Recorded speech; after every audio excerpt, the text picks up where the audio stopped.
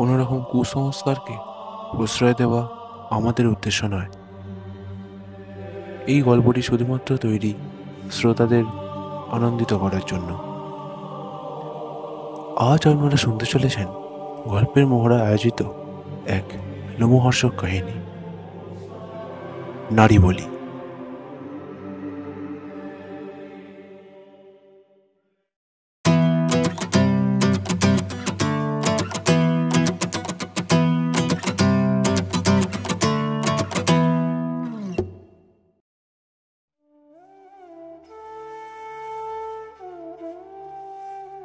মন্দ্রাপুর নামক একটি অঞ্চলের রাজা ছিলেন শ্রী মানবচন্দ্র রায়। সেই অঞ্চলে তিনি তার স্ত্রী, তার 4 ছেলে এবং তার একটি মেয়েকে নিয়ে সে তার রাজকার্য চালাত। তার স্ত্রীর নাম ছিল রানী শঙ্কাবতী এবং তার প্রথম ছেলের নাম শ্রী ক্ষিতীশচন্দ্র রায়, তার দ্বিতীয় ছেলের নাম শ্রী নিখিলচন্দ্র রায় এবং তার তৃতীয় ছেলের নাম রমেশচন্দ্র রায়, আর তার চতুর্থ ছেলের নাম ছিল উন্মেষচন্দ্র রায় এবং তার ছিল একটি কন্যা যার নাম ছিল রানী রত্নাবতী। তাঁর রাজবাড়ির সবাসনাকালীর পুজো ছিল খুবই জাগ্রত, কারণ সেই অঞ্চলে এই প্রথা প্রচলিত ছিল যে মা কালী এই রাজবাড়ির সদস্যকে স্বপ্নাদেশ দিলে তবেই সেই কালী পূজিত হবে। এর কারণ অনেক কাল আগে শোনা যায় যে এই রাজবংশের পূর্বপুরুষ কোনো রকম স্বপ্নাদেশ ছাড়াই নিজের ধনসম্পত্তির ক্ষমতা দেখানোর জন্য মায়ের পুজো করেন, ফলে তাকে মায়ের প্রায় প্রাণ বলি দিতে হয়। এরপর থেকেই সারা মন্দ্রাপুর এই কালীর আদেশ মেনে চলতে শুরু করে।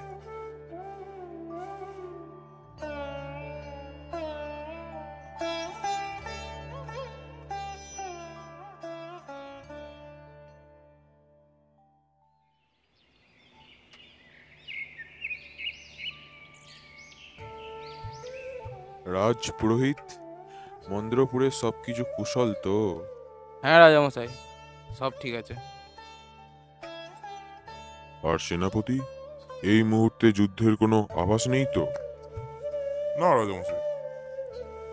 তখন একজন মহিলা কর্মচারী এসে রাজাকে বললেন, রাজামশাই, রানীমা আপনাকে ডাকছেন। আপনার আহার প্রস্তুত। আচ্ছা, আমি শীঘ্রই যাচ্ছি। আজকের রাজসভা এখানেই সমাপ্ত।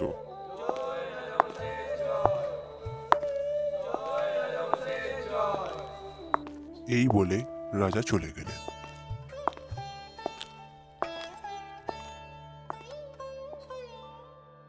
তারপর কয়েক বছর কেটে গেল। সারা মন্দ্রাপুর সুখে শান্তিতে দিন কাটাচ্ছিল। কিন্তু কয়েকদিন পর রাজা একদিন কালীর স্বপ্নাদেশ পেলেন। কিন্তু এই স্বপ্নাদেশ ছিল অত্যন্ত ভয়ঙ্কর এবং অসম্ভব। এই ভয়ঙ্কর অবস্থা থেকে মুক্তি পাওয়ার জন্য তিনি একজন সাধকের খোঁজ করেন। অনেক সন্ধান চালানোর পর একজন সাধকের খোঁজ পান, যার নাম স্বামী ব্রহ্মচরণ। রাজা তখন তাকে তার স্বপ্নাদেশের কথা বলেন। বাবা, আগের দিন রাত্রিবেলায় মা কালী আমার স্বপ্নে এসেছিলেন এবং আমাকে বলেন। এই বলে রাজা থেমে গেল। তখন সাধক বললেন, কি বলেছে? মা বলেছেন, আমি রক্ত স্নান করতে চাই, সেই রক্ত যেন তোর বংশের কোনো কিশোরী কন্যার হয়। সমস্ত কথা শুনে সাধক ব্রহ্মচরণ বললেন, তোমাদের এই যে সবাসনা কালী, তার মর্মার্থ জানো? কিসের মর্মার্থ? মর্মার্থ হলো যে এই কালী মৃত্যুর আসন পছন্দ করে, সে মানুষের রক্তে পূজিত হয়। এই কালীর স্বপ্নাদেশ খণ্ডানো খুব একটা সহজ বিষয় নয়। এই স্বপ্ন এড়িয়ে গেলে বরং প্রাণ সংশয়ের সম্ভাবনা থাকে। তাহলে কি কোনো উপায় নেই বাবা? মায়ের স্বপ্নাদেশ খণ্ডানো সম্ভব নয়, কিন্তু মাকে শান্ত করার একটা উপায় আছে। কি উপায় বাবা? নীলঙ্করী যজ্ঞ। এই যজ্ঞ ঠিকভাবে সম্পন্ন করতে পারলেই মায়ের ক্রোধ কমবে, না হলে রানী রত্নাবতীকে বলি হতেই হবে। তুমি যজ্ঞের আয়োজন করো। কাল গভীর রাত্রেই এই যজ্ঞ সম্পূর্ণ হবে, কারণ সামনেই অমাবস্যা। সেই দিন মায়ের সমস্ত ইচ্ছা বাসনা পূরণ করাতেই হবে। তাই অমাবস্যার আগেই এই যজ্ঞ সম্পূর্ণ করাতে হবে। সাধকের কথা মতো রাজা মানবচন্দ্র আগামী রাতের মধ্যে যজ্ঞ সমস্ত আয়োজন করে ফেলল।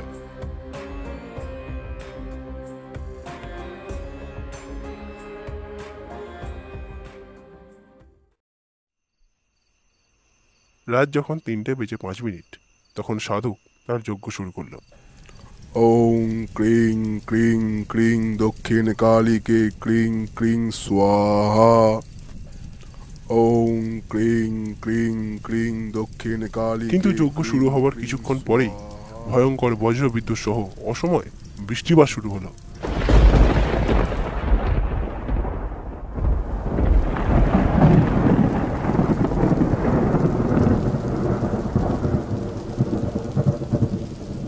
বৃষ্টির জলে যজ্ঞের আগুন নিভে গেল। সেই সময় সাধক বলল, এ কি করে সম্ভব? তখন হঠাৎ করে একজন পাগল উঠানের দরজা খুলে ঢুকে পড়ল আর বলল, এই অনাচার মা সহ্য করবে না, তোদের সবার মরণ হবে, তোরা সবাই মরবি। তখন রাজা গিয়ে সেই পাগলটিকে ঘাড় ধাক্কা দিয়ে রাজবাড়ির বাইরে থেকে বার করে দিল। বাবা, এবার কি হবে? নারী বলির আয়োজন করো। পরশু অমাবস্যাতে রত্নাবতীকে বলি হতে হবে, আর কোনোভাবেই এই বলি আটকানো যাবে না। তখন রাজা কাঁদতে কাঁদতে বলল, হে মা কালী, এ কি তোমার বাসনা? অবশেষে আমার কন্যাকেই প্রাণ বলি দিতে হবে? মানবচন্দ্র, মনকে শান্ত করো। মানবচন্দ্র নিজের মনকে শক্ত করতে পারল না, বরং তার কন্যা হারানো শোকে তিনি অসুস্থ হয়ে পড়লেন। পরের দিন সকালেই মানবচন্দ্র নিজের প্রাণ ত্যাগ করলেন।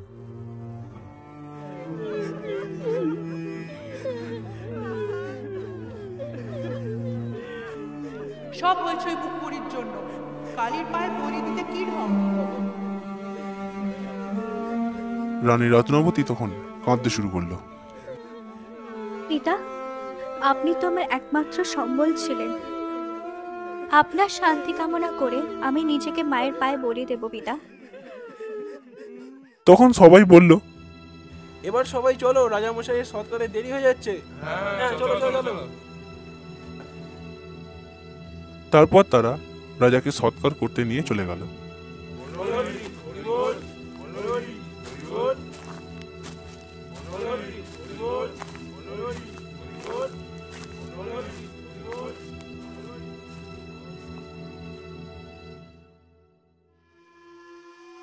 রাজার অন্ত্যেষ্টিক্রিয়া সম্পন্ন হওয়ার 2 দিন পরেই ঘনিয়ে এলো অমাবস্যার রাত, আর সেই রাতেই রানী রত্নাবতীকে প্রাণ বলি দিতে হলো। ওম ক্রিং ক্রিং ক্রিং দক্ষিণ কালীকে ক্রিং ক্রিং স্বাহা। ওম ক্রিং ক্রিং ক্রিং দক্ষিণ কালীকে ক্রিং ক্রিং স্বাহা।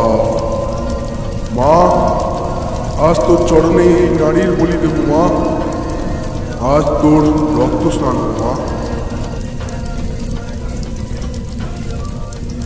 সেই সময় রানী রত্নাবতীকে লাল বেনারসি আর গলায় জবার মালা পরিয়ে সমস্ত সেপাইরা এসে উপস্থিত হল।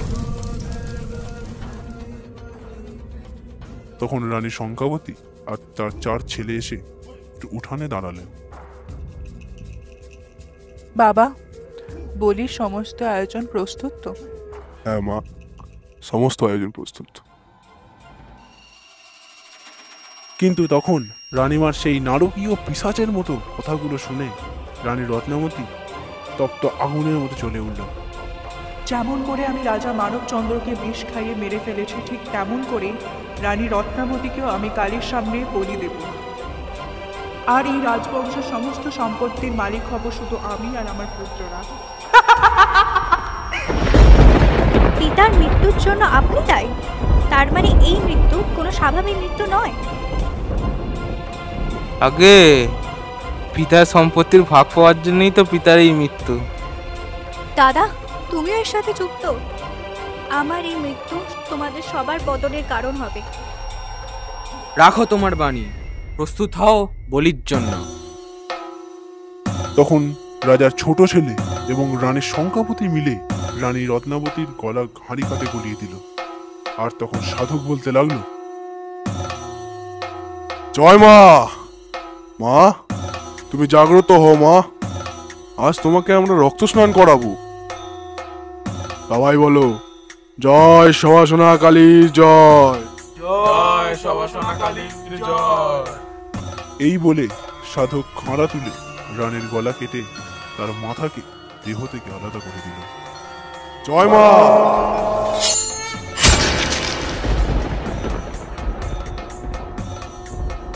তখন সারা আকাশ বজ্রবিদ্যুতে গর্জিয়ে উঠল। সেই সময়ে রানীর মাথাকে কালীর সামনে পুজো করা হলো, আর দেহটিকে দিঘির জলে ফেলে দেওয়া হলো।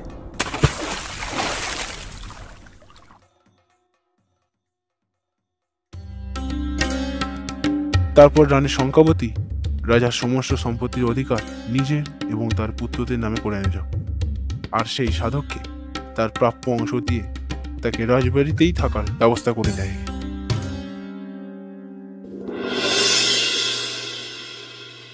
সেই অমাবস্যা থেকে গত 15 দিন তারা বেশ দিন কাটাচ্ছিল, কিন্তু পূর্ণিমার পর থেকে পরের অমাবস্যার মধ্যে এই রাজবাড়ি হয়ে গেল পুরো শূন্য।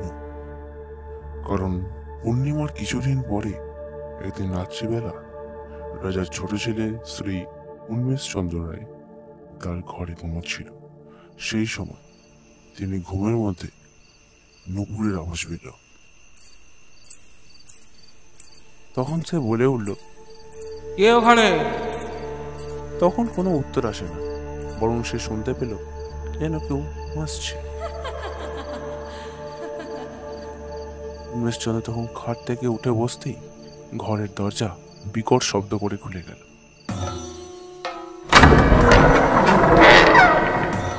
আর তখন সে দেখতে পেল এটি রক্তাক্ত নারীর দেহ, যার গলা থেকে ঝরে পড়ছিল অজস্র রক্ত। তখন উমেশচন্দ্র কাঁপা কাঁপা সুরে বলল, কে তুমি? আমি রানী রত্নাবতী, তোমার বোন। দাদা, তুমি আমায় তোমার কাছে যেতে বলবে না?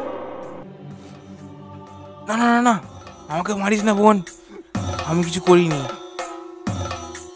সব ওই মা আর দাদাদের বুদ্ধি, তুই আমাকে ছেড়ে দে। তখন সেই নারীর গলা দিয়ে বেরিয়ে এলো এক পৈশাচিক হাসি। তাই নাকি? তাই জন্যই তো আমি তোমাকে নিতে এসেছি। তুমি যাবে না? তখন রানী রত্নাবতীর সেই রক্তাক্ত দেহ তার হাতের খাঁড়া তুলে উমেশচন্দ্রের গলায় কোপ বসিয়ে দিল। না!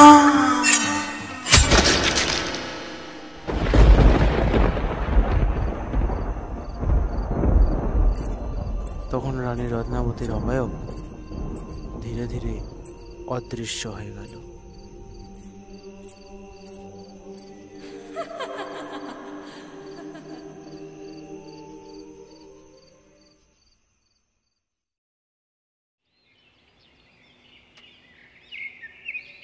পরের দিন সকাল হতেই সারা রাজবাড়ি থেকে সারা মন্দ্রাপুরে এই খবর ছড়িয়ে পড়ল যে শ্রী উন্মেশচন্দ্রের মাথা আর গলা কাটা দেহ কালীর বেদির সামনে পাওয়া গেছে। তখন রানী শঙ্কাবতী এবং তার 3 ছেলে প্রচন্ড ভয় পেয়ে গেল।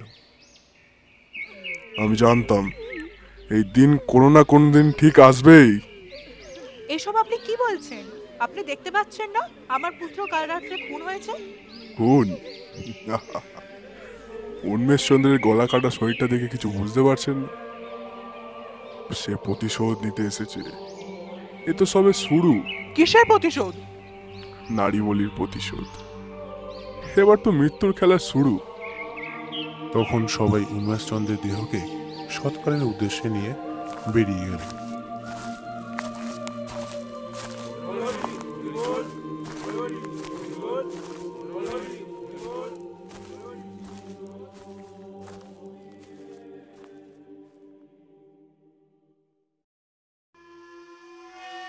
তার ঠিক একদিন পরেই রাজার মেজ ছেলে শ্রী রমেশচন্দ্র রায় রাতের বেলা সেই নুপুরের আওয়াজ পেল।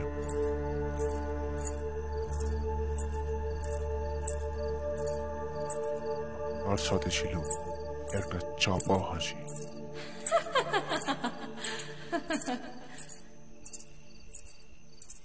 আহ, এত রাত্রিবেলা আবার কে এলো? তখন সে আর কোনো শব্দ পায় না।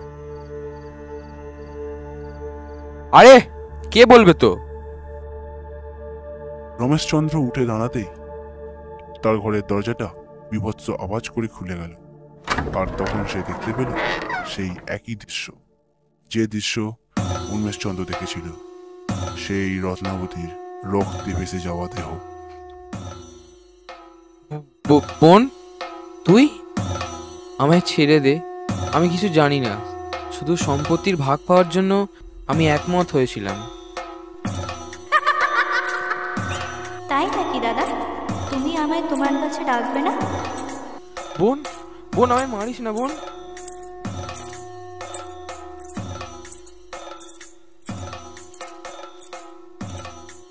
তখন শ্রী রমেশচন্দ্রের দেহ থেকে মাথা ছিন্ন করে দিল রানী রত্নাবতীর সেই রক্তাক্ত দেহ।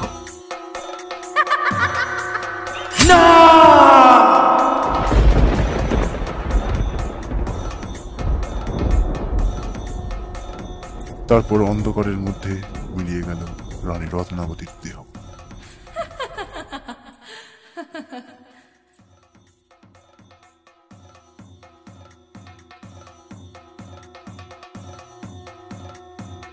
শ্রী রমেশচন্দ্রের দেহ আবারও পাওয়া গেল সেই কালীবেদীর সামনে। রানী সংজ্ঞাবতী আর তার দুই ছেলে প্রচন্ড ভয় পেল। তখন রানী সংজ্ঞাবতীর কানে বাজতে লাগলো সেই স্বামী ব্রহ্মচরণের বলা কথাগুলো। সে প্রতিশোধ নিতে এসেছে, নারী বলির প্রতিশোধ। এবার তো মৃত্যুর খেলা শুরু।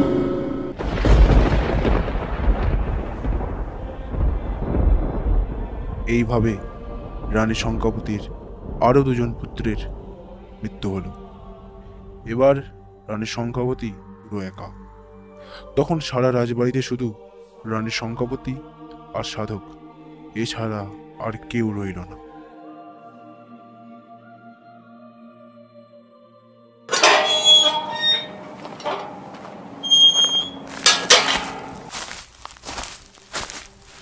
আর কত পাপ করবেন? আপনার তো নরকও স্থান হবে না। আপনি একদম চুপ করুন। সব দোষ আপনার। আপনি একটা ভণ্ড। আমি আজ অমাবস্যার রাতেই মা কালীর পুজো দেব। আমি এই প্রস্তাব গ্রহণ করলাম। আমিও কালকে দেখাবো আমি ভণ্ড না একজন সত্যিকারের সাধক।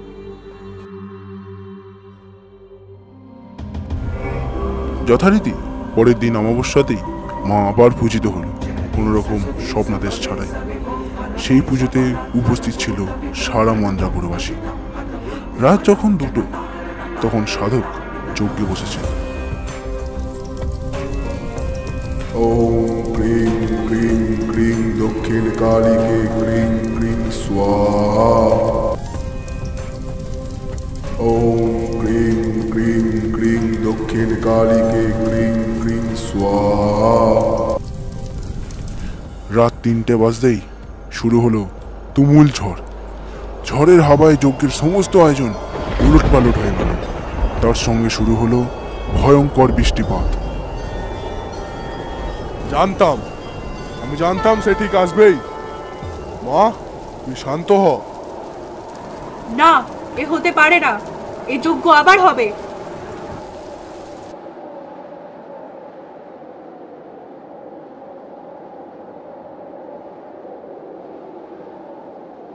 তখন মন্দ্রাপুরবাসী একসাথে বলে উঠল,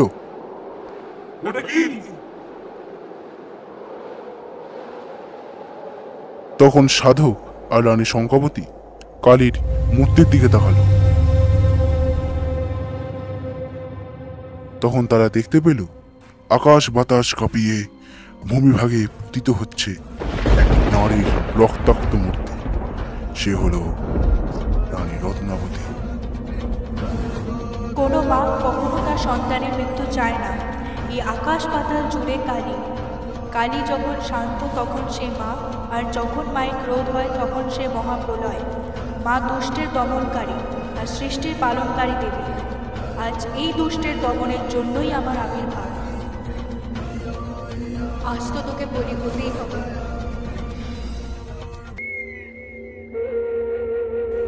সবাই তখন বলতে লাগলো,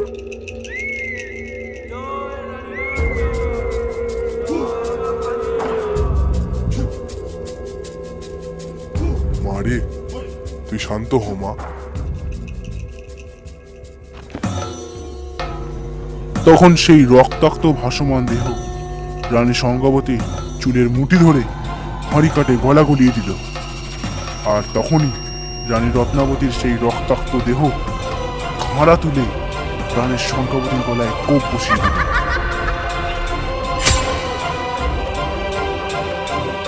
মনে রাখিস, মা সর্বদা তার সন্তানের মঙ্গল চায়।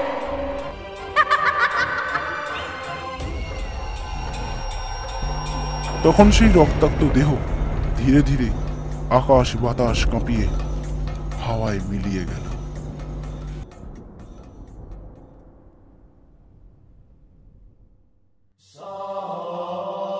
আজ থেকে এই সবাসনা কালী প্রতিদিন সারা মন্দ্রাপুরবাসীর কাছ থেকে পূজিত হবে, এটা মায়ের আদেশ।